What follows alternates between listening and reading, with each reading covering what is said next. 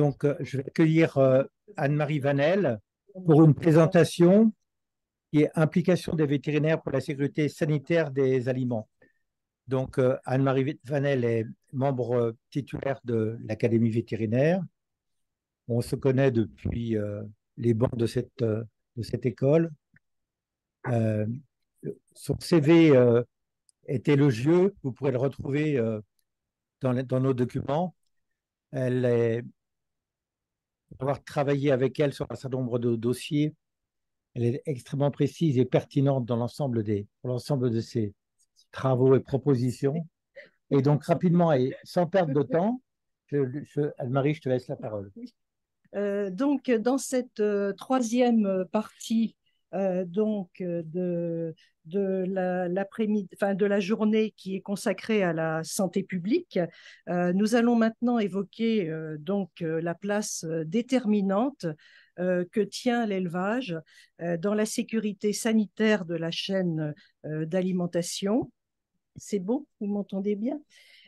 Et particulièrement le rôle très important qui joue le vétérinaire praticien et qui est souvent sous-estimé.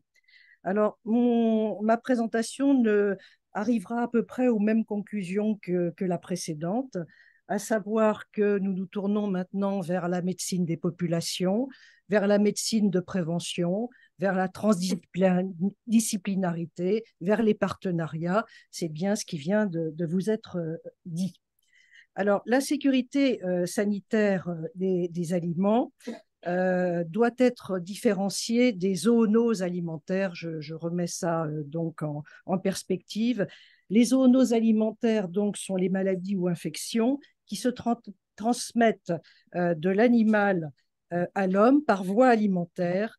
La plupart de ces maladies sont d'origine microbienne, mais il y en a aussi sont bactériennes, mais il y en a aussi qui sont virales, telles l'hépatite E, parasitaires, telles que la toxoplasmose, mycosiques, telles que les mycotoxines, etc.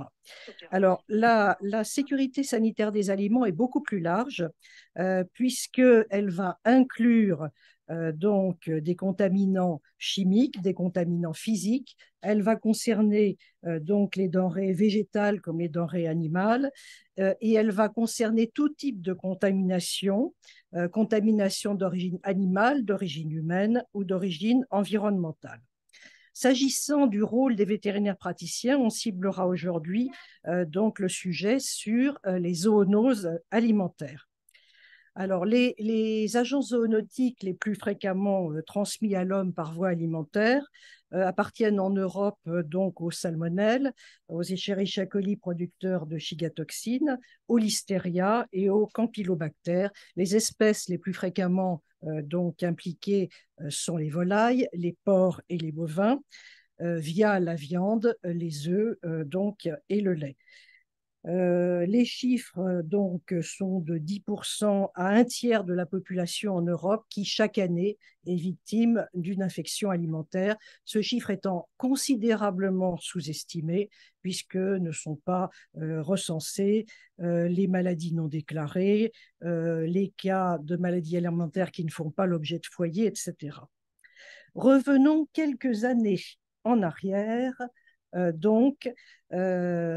l'ESB. Pourquoi l'ESB? C'est parce que d'abord, ça a été la plus grande crise sanitaire alimentaire que l'on ait jamais connue, puisqu'il faut bien se rappeler que c'est bien une crise de sécurité sanitaire des aliments, au final. Et aussi parce qu'elle a entraîné une révision complète de la législation européenne qui a regardé, je dirais, la chaîne alimentaire sous une autre perspective. Parmi les nouveaux principes, elle a édicté que la sécurité sanitaire des aliments repose sur la maîtrise des risques tout au long de la chaîne alimentaire. Donc, de tout l'amont, qui en élevage serait l'alimentation des animaux, à tout l'aval qui en élevage serait l'utilisation des cadavres, des litières, etc. Donc, au niveau de l'élevage, la totalité des étapes était concernée.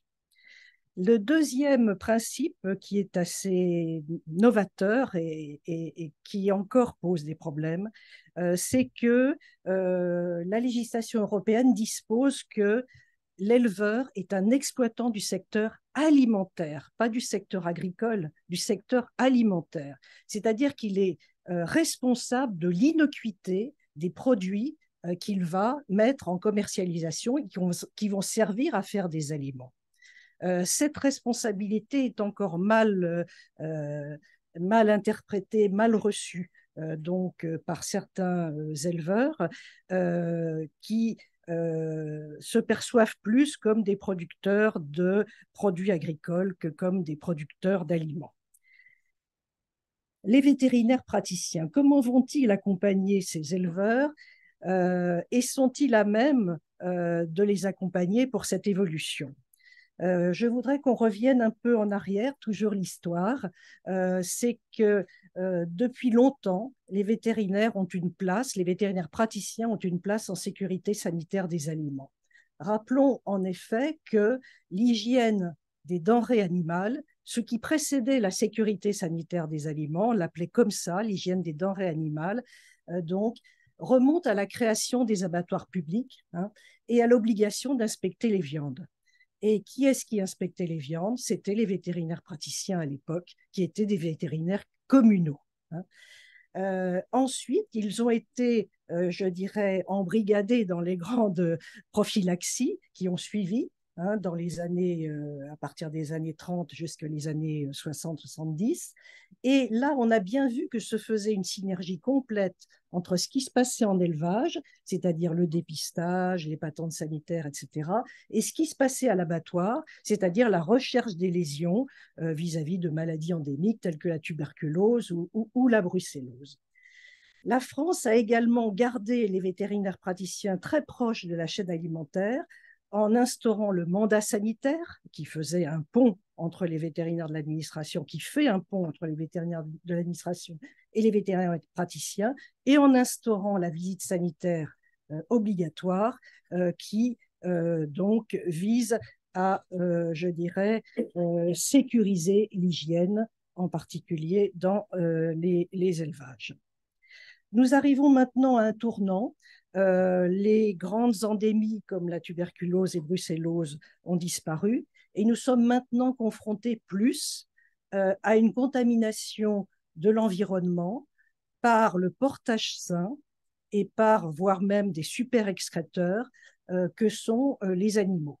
La principale source de contamination de la chaîne alimentaire se passe donc via ce portage sain du tube digestif vis-à-vis des Escherichia coli, vis-à-vis de salmonelle ou vis-à-vis de campylobactères. Et c'est quelque chose qui n'est peut-être pas encore assez, je dirais, pris en considération. Concernant cette importance croissante de l'environnement, dont vous avez eu des exemples toute la journée, la Commission européenne a adopté le pacte vert et ce pacte vert définit ce que c'est qu'une alimentation durable. La durabilité comprend des tas d'aspects, mais elle comprend surtout pour nous, pour l'exposé que je vous fais, elle comprend la sécurité sanitaire des aliments, la santé animale et le bien-être animal. Donc, je ne vois pas quelle pourrait être la profession la mieux placée pour participer à la durabilité de la chaîne alimentaire que les vétérinaires praticiens. Venons-en maintenant donc à ce que le praticien met en œuvre et l'éleveur aussi, donc pour participer et sécuriser les produits qu'il va donc mettre à disposition des fabricants d'aliments.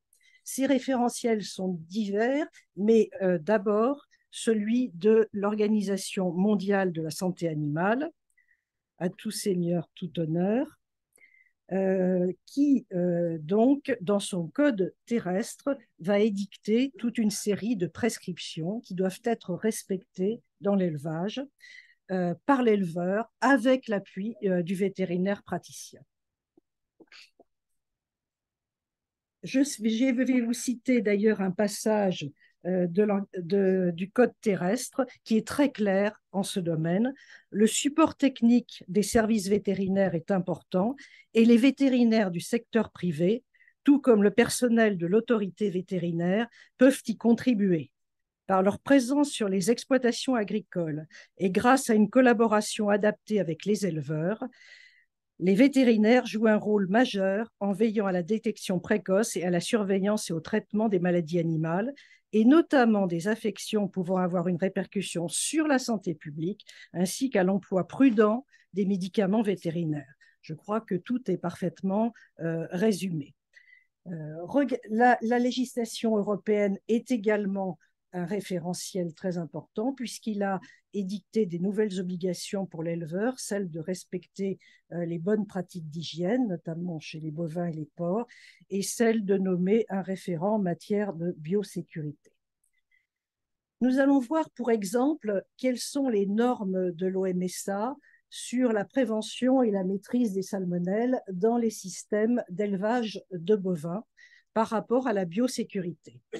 Eh bien, nous allons balayer en quelque sorte tous les facteurs d'hygiène au sein d'un élevage. D'une part, la structure de l'élevage, la supervision vétérinaire de la santé animale, la gestion de l'introduction de nouveaux animaux, la formation du personnel à ses responsabilités et à son rôle en matière de santé animale, de santé publique et de sécurité sanitaire des aliments. Vous voyez que l'OMSA insiste aussi sur la responsabilité de l'éleveur et notamment vis-à-vis de la chaîne alimentaire. La prévention de la contamination des aliments pour animaux, la tenue d'un registre d'élevage, la disponibilité des résultats de tests, la suppression de tout ce qui peut attirer les animaux nuisibles aux abords des bâtiments, la réduction de la pénétration des animaux domestiques et sauvages dans les bâtiments qui contiennent les aliments pour animaux, ça c'est le tout amont de l'élevage, les procédures de nettoyage des infections, la maîtrise des insectes et des rongeurs et un accès régulé aux personnes et aux véhicules, leur nettoyage et désinfection. Un point très important qui rejoint pas mal d'exposés, notamment celui qui précède, c'est le stockage et l'élimination des animaux morts, des litières et des déjections et autres déchets potentiellement contaminés. Je vous rappelle que la principale source maintenant de maladies alimentaires pour l'homme, c'est le portage sain par le tube digestif. Il faut donc prêter une attention très particulière donc, au traitement des déjections et en particulier aux pratiques d'épandage pour éviter que, bien entendu, des bovins qui sont mis au pâturage puissent se recontaminer, donc que cela diffuse la contamination, que cela puisse également être épandu à proximité de cultures maraîchères, par exemple, ou bien de sources d'eau qui vont être contaminées, ou bien de l'eau utilisée pour l'irrigation dans les cultures végétales. Donc, à partir de cette source que l'on connaît, il faut effectivement avoir des procédures qui soient, je dirais, adaptées en fonction des dernières connaissances que l'on a. Et je pense que M. Perrault nous a évoqué pas mal de conditions pour pouvoir non seulement valoriser les déchets des élevages, mais aussi les rendre, je dirais, non contaminés et non dangereux pour la chaîne alimentaire. Enfin, l'isolement des animaux contaminés. S'agissant de la FAO, elle a tout simplement listé les domaines dans lesquels le vétérinaire praticien pouvait apporter donc un appui à l'éleveur pour sécuriser la chaîne alimentaire. C'est d'une part l'identification, même si ce n'est pas lui qui l'a fait, il peut la superviser, notamment à l'occasion des prophylaxies, l'inspection clinique et sanitaire des animaux, qui reste toujours primordiale, la prévention des contaminations par l'information de l'éleveur vis-à-vis de la biosécurité. Et je crois que nul n'est mieux placé que le vétérinaire praticien pour épauler l'éleveur dans ce domaine. L'alimentation des animaux, les conditions de bien-être, la protection des animaux contre les risques chimiques environnementaux, l'utilisation responsable des antimicrobiens, ça c'est véritablement je dirais le nœud de l'activité du vétérinaire praticien. Et enfin, il faut y rajouter la gestion des déchets d'origine animale afin de protéger l'environnement. Ce faisant, en faisant tout ça, le vétérinaire praticien adopte un raisonnement qui va se rapprocher étrangement du raisonnement des vétérinaires qui œuvrent sur la sécurité de la chaîne alimentaire. C'est un raisonnement qui est fondé sur l'analyse des risques et sur la maîtrise des points critiques. En effet, il consiste à analyser les risques de contamination aux différentes étapes de l'élevage ou du processus de fabrication et à mettre en place des moyens de maîtrise sur certains points qui apparaissent critiques pour la sécurité sanitaire de l'aliment. C'est ce qu'on appelle l'HACCP, Hazard Analysis Critical Control Point. Alors, il faut savoir que les éleveurs ne sont pas soumis à l'obligation de faire des démarches HACCP parce que ce serait évidemment très complexe et aussi parce que l'HACCP utilise, je dirais, un vocabulaire très compliqué pour finalement exprimer des choses de bon sens. Hein. C'est clair. Bon, ça vient des USA, on ne l'a pas bien traduit et on a été emberlificoté pendant des années par ça. Hein. En résumé, identifier les dangers potentiels, effectuer une analyse de risque et définir les mesures permettant de prévenir ces risques. Alors, ce que permet la HACCP et ce que ne permet pas les bonnes pratiques d'hygiène, c'est de se focaliser sur les dangers qui sont prioritaires, qui sont les plus déterminants pour éviter les contaminations, leur survie et leur dissémination. C'est cela que fait l'HACCP par rapport aux bonnes pratiques d'hygiène. Et ensuite, déterminer des moyens de surveillance et des actions correctives, entre guillemets. Alors, vous voyez que là, l'appui des vétérinaires praticiens à l'éleveur s'avère indispensable pour expliquer clairement ce qu'est ce raisonnement et comment on doit prendre les choses. Si d'ailleurs je vais un peu plus loin, je trouve qu'il y a finalement un rapprochement entre ce qu'on appelle l'esprit clinique, hein, qui est celui des vétérinaires praticiens, et l'HACCP, qui est le raisonnement des vétérinaires qui s'occupent de sécurité sanitaire des aliments.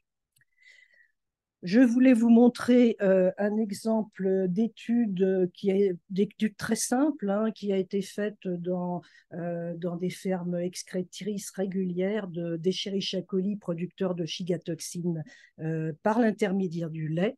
Donc, cette étude est je dirais, emblématique de toutes celles qu'on peut faire dans des élevages qui connaissent des problèmes.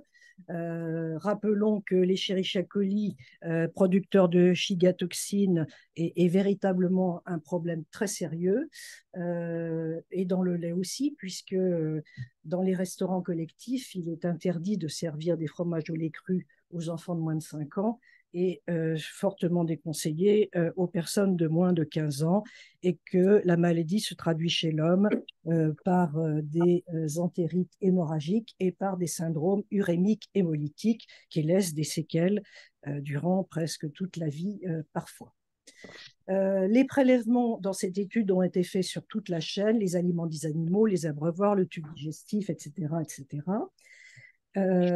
Et il faut savoir d'ailleurs que le contrôle du lait s'avère peu performant parce que l'excrétion d'Escherichia coli, l'excrétion digestive d'Escherichia coli est en dents de scie et qu'on peut, je dirais, tirer des conclusions hasardeuses si on ne se fonde que sur la présence de ce contaminant dans le lait. Donc, les prélèvements ont visé toute la chaîne et les résultats se sont révélés particulièrement élevés sur la litière, les mamelles et le filtre à lait. la source. Les sources ont été identifiées, les sources d'introduction, à savoir les rongeurs, les oiseaux, les nouveaux animaux et les aliments pour animaux. La survie et la dissémination intra-troupeau se fait par les fesses et les litières, l'eau et les aliments. Tout ça, je dirais, tourne en rond et se diffuse. Et ensuite, peut se produire la dissémination à l'environnement par l'épandage et par la souillure des sources d'eau. Les moyens de maîtrise, eh bien, contre ce malfaiteur, en fait, il faut mettre un ensemble de moyens de maîtrise, comme le disait l'intervenant précédent.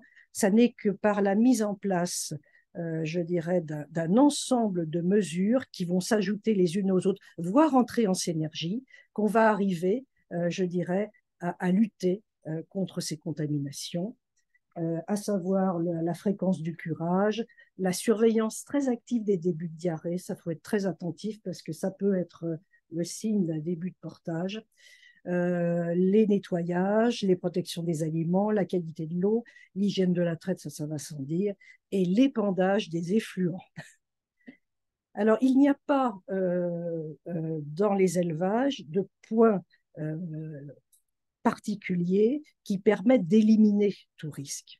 Mais en mettant en place tout un panel de mesures ciblées sur des mesures prioritaires, il ne s'agit pas de mettre en place toutes les mesures, il s'agit de cibler, hein, on va arriver à limiter cette contamination à des niveaux acceptables.